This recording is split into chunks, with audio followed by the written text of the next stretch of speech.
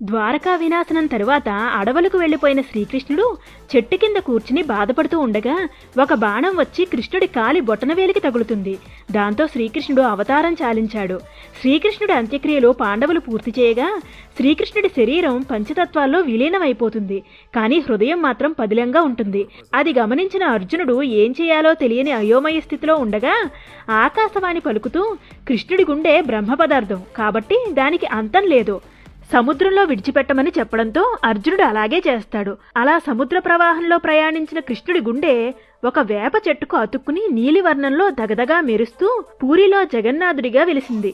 ప్రతి 12 సంవత్సరాలకి ఒకసారి విగ్రహాలను మార్చినప్పుడు పూరిలో కరెంటు మొత్తం ఆపేసి పూజారుల కళ్ళకి గంతలు కట్టుకుని చేతులకి పట్టీలు వేసుకుని కృష్ణుడి గుండెను ఒక విగ్రహం నుండి వేరే విగ్రహానికి మారుస్తారు. అలా మార్చినప్పుడు తమ చేతిలో ఉన్న గుండె కొట్టుకోవడాన్ని అనుభూతి చెందినట్టు చెబుతారు. వీడియో నచ్చితే ఒక లైక్ చేసి కృష్ణం వందే జగద్గురుమని కామెంట్ చేయండి.